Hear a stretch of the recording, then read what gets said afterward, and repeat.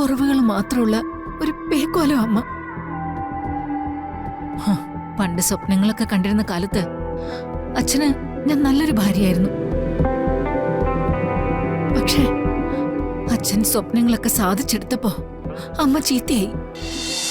അമ്മ തിരിച്ചു വരുന്ന പ്രതീക്ഷിക്കുന്ന ലക്ഷക്കണക്കായ ആരാധകരുണ്ട്. എന്നിട്ടും എങ്ങനെയോ അമ്മയെ ഒളിപ്പിക്കാൻ അവർക്ക് സൗകര്യം കിട്ടുന്നുണ്ട്. ഇപ്പൊ എന്റെ പേടി എന്താണെന്നറിയോ? എന്താ? ആ ഹോസ്പിറ്റലിലെ കാര്യം നമ്മൾ സംശയം പറഞ്ഞതുകൊണ്ട് അതിന്റെ പേരില് അവരമ്മ എന്തെങ്കിലും ചെയ്തു കളയോന്നാ. അവർക്ക് ചെയ്യാലോ, അവരുടെ ആരും അല്ലല്ലോ എന്റെ അമ്മ. അങ്ങനൊന്നും ചിന്തിക്കില്ലേ രാധികെ. ഈ മികച്ച പാട്ടുകാരെ കുറിച്ച് എല്ലാവരും പറയുന്നൊരു കാര്യമുണ്ട്, അവരെ ദൈവം തൊട്ടവരാ. അങ്ങനെ ദൈവം തൊട്ടിട്ടുണ്ടെങ്കിൽ ഈ ചെയ്യുന്നമാർക്കൊന്നും അമ്മയെ തൊടാൻ പറ്റില്ല. തടഞ്ഞു നിർത്താൻ പറ്റും കുറച്ചു കാലം, പക്ഷേ ഇല്ലാതാക്കാൻ പറ്റില്ല. ഇങ്ങനെ ഒരു മോള് കാത്തിരിക്കുമ്പോൾ ആ അമ്മയ്ക്ക് തിരിച്ചു വരാതിരിക്കാൻ പറ്റില്ല. അമ്മയായിട്ട് ഇങ്ങോട്ട് വന്നാലും ശരി, താനായിട്ട് അന്വേഷിച്ച് അങ്ങോട്ട് ചെന്നാലും ശരി, രാധികയും അവളുടെ അമ്മയും തമ്മിൽ ഒന്ന് ചേർന്നിരിക്കും, നോ ഡൗട്ട്. നമുക്ക് കണ്ണടച്ച് പ്രാർത്ഥിക്കാം, എന്നിട്ട് ആ കണ്ണ് തുറന്നു പിടിച്ച് നടക്കാം. അമ്മയുടെ ഒരു ചലനം എവിടെയെങ്കിലും ഉണ്ടോ എന്ന് അറിയാൻ വേണ്ടി. ഇതാ എന്റെ ധൈര്യം, ഇങ്ങനെ കൂടെ നിൽക്കുന്നത്.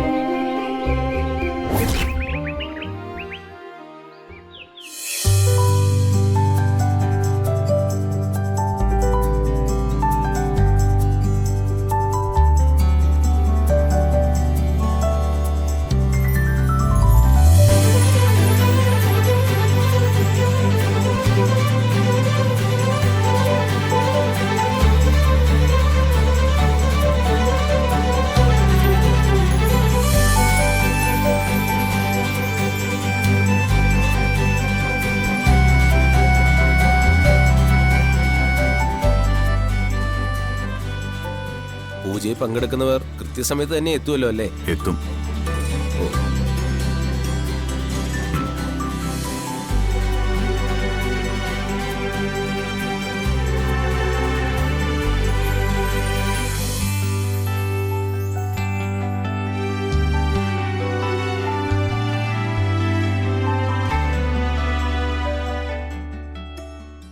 ഞാൻ താഴേക്ക് പോകുന്നില്ല.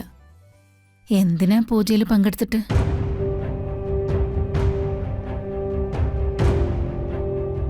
ഉർവശി, പൂജയിൽ പങ്കെടുക്കാൻ രാധിക അമ്മ എപ്പോ വരും?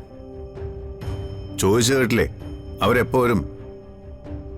അവര് വരില്ലെന്ന് ഞാൻ പറഞ്ഞിരുന്നല്ലോ. വന്നേ പറ്റൂന്ന് ഞാനും പറഞ്ഞിരുന്നല്ലോ. എനിക്കേ സൗകര്യം ഉണ്ടായിരുന്നില്ല. തൊട്ടോരുത്. നിങ്ങളാരാ എന്റെ അമ്മയെ തല്ലാൻ?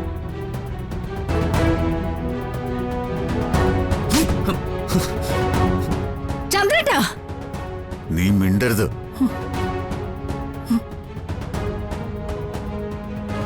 ആരെയാടാ നീ ചോദ്യം ചെയ്യുന്നത്? സാറ വെച്ച് നീട്ടുന്ന ഉപ്പും ചോറും കഴിക്കാനുള്ള ശേഷി മാത്രമേ നിനക്കുള്ളൂ. അല്ലാതെ കൂടുതൽ കിടന്ന് അഹങ്കരിക്കണ്ട, മനസ്സിലായോ നിനക്ക്? ഈ അവസ്ഥയിൽ ഇവിടുന്ന് ഇറക്കി വിട്ട അമ്മയും കൊണ്ട് കിടന്ന് തെരുവ് തിന്നാനുള്ള ആരോഗ്യം പോലും ഉണ്ടോടാ നിനക്ക്? ഉർവശി ഇറങ്ങിക്കോളൂ. ഈ വീടിനകത്ത് നിനക്ക് സ്ഥാനം ഉണ്ടാവണമെങ്കിൽ ഇന്ന് നടക്കുന്ന പൂജയിൽ രാധികയും ചന്ദ്രുവിന്റെ അമ്മയും പങ്കെടുത്തിരിക്കണം.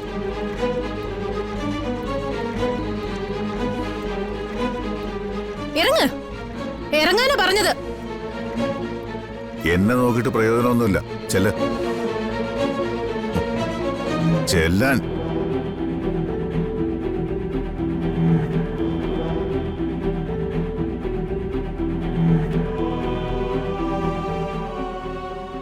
നീ നിന്റെ അമ്മയേക്കാൾ മുമ്പ്, ഈ വീട്ടിലുള്ള മറ്റാരെക്കാൾ മുമ്പ് സാറയുടെ ശക്തി തിരിച്ചറിഞ്ഞവനാണ് നീ. ഒരു വാക്ക് എനിക്കെതിരെ സംസാരിക്കുന്നതിന് മുമ്പ് 100 തവണ ചിന്തിക്കണ്ടേ ഗൗതം? ചെറുപ്പമല്ലേ, കുറച്ചു കാലം കൂടി ജീവിക്കണ്ടേ നിനക്ക്?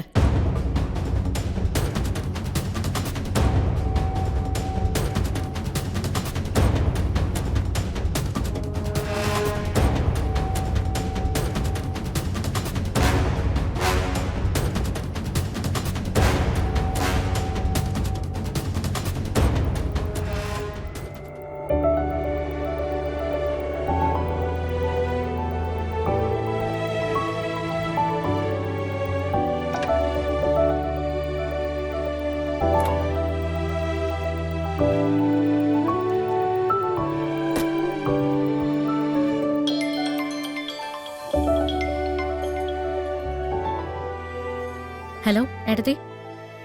എന്റെ രാധികെ, ഇവിടെ എന്തൊക്കെയാ നടക്കുന്നതെന്ന് അറിയോ? എന്താ? ചെറിയമ്മയെ കണിമംഗലത്തുനിന്ന് പുറത്താക്കി. ചെറിയമ്മ പുറത്താക്കിയോ? ആര്? പുറത്താക്കിയത് വീടിന്റെ ഓണർ സാറാ മാഡമാ. പക്ഷേ അതിന് അനുവാദം കൊടുത്തത് ചെറിയച്ഛനാ. അയ്യോ, എന്തൊക്കെയാ പറഞ്ഞെന്നറിയാവോ? ചെറിയച്ഛന് മതിയായി മടുത്തു. സത്യം പറഞ്ഞ ചെറിയമ്മയുടെ കരച്ചില് കണ്ടിട്ട് സഹിക്കാൻ പറ്റിയില്ല. കഷ്ടായല്ലോ. എത്ര ദുഷ്ടത കാണിച്ചാലും അങ്ങനെയൊന്നും സംഭവിക്കാൻ പാടില്ലായിരുന്നു. ദുഷ്ടത കാണിച്ചവർക്കൊക്കെ കിട്ടണം രാധികെ. അത് എനിക്കും കിട്ടണം, ചെറിയമ്മയ്ക്കും കിട്ടണം. ചെയ്യുന്ന കാലത്ത് എല്ലാം ചെയ്തു വെച്ചിട്ട് പിന്നെ വെറുതെ തൊഴുത് പ്രാർത്ഥിച്ചിട്ട് കാര്യമില്ലല്ലോ. ഞാനും പ്രതീക്ഷിക്കുന്നുണ്ട് എന്നെ തേടി ഇനി എന്താ വരാൻ പോകുന്നതെന്ന്. അങ്ങനെയൊന്നും ഉണ്ടാവില്ല ഏട്ടത്തി. ഏട്ടത്തി വെറുതെ ഇരിക്കേ. അല്ല, എന്നിട്ട് ചെറിയമ്മ ഇപ്പൊ എങ്ങോട്ടാ പോയത്? തൽക്കാലം എങ്ങോട്ടും പോയിട്ടില്ല. കണിമംഗലത്തിന്റെ ഗേറ്റിൽ പറ്റിപ്പിടിച്ചിരിപ്പുണ്ട്. അല്ല, ചെറിയമ്മയ്ക്കും പ്രത്യേകിച്ച് ഒരിടത്തും പോകാനില്ലല്ലോ. ആ ശരി ഏട്ടത്തി, ഞാൻ ഏട്ടത്തി അങ്ങോട്ട് വിളിച്ചോളാം.